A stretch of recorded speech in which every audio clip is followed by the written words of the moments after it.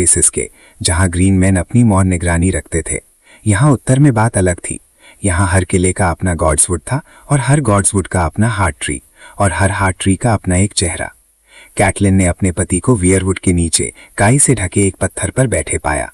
उनकी गोद में विशाल तलवार आइस थी और वो उस रात जैसे काले पानी में उसकी धार साफ कर रहे थे।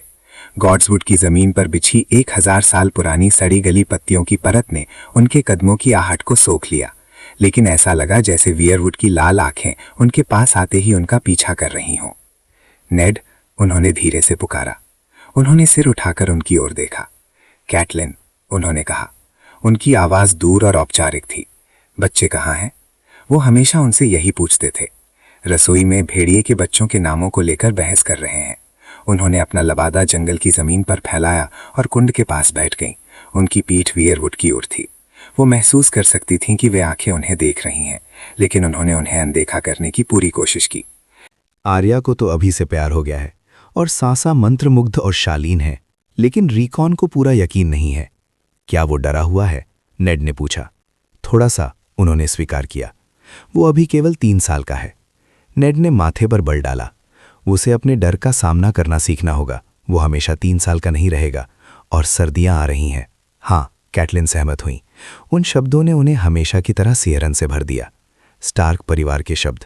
हर कुलीन घराने के अपने शब्द होते थे। पारिवारिक आदर्श वाक्य, सम्मान और महिमा की बातें, वफादारी और सच्चाई के वादे, विश्वास और साहस की कस्में। लेकिन स्टार्क परिवार के शब्द अलग थे। सर्दियां आ रही हैं, स्टार्क के शब्द कहते थे। पहली बार नहीं उन्होंने सोचा कि ये उत्तर के लोग कितने अजीब हैं।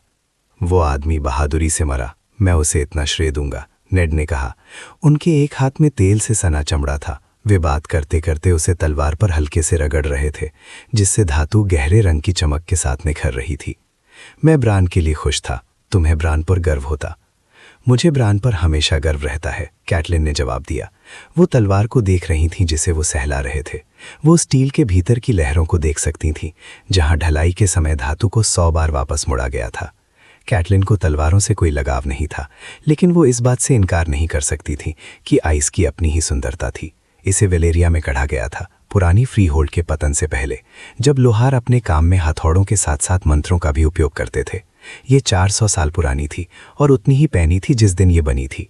इसका नाम इससे भी पुराना था, नायकों के युग की विरासत, जब स्टार्क उत्तर के राजा हुआ करते थे। इस साल वो चौथा था, नेड ने गंभीरता से कहा। बेचारा आदमी आधा पागल था। किसी चीज ने उसके भीतर इतना गहरा डर बिठा गया था कि मेरे शब्द उस तक नहीं पहुंच पाए। उन्होंने आह भरी। बेन लिखता है कि नाइट्स वॉच की संख्या 1000 से भी कम हो गई है।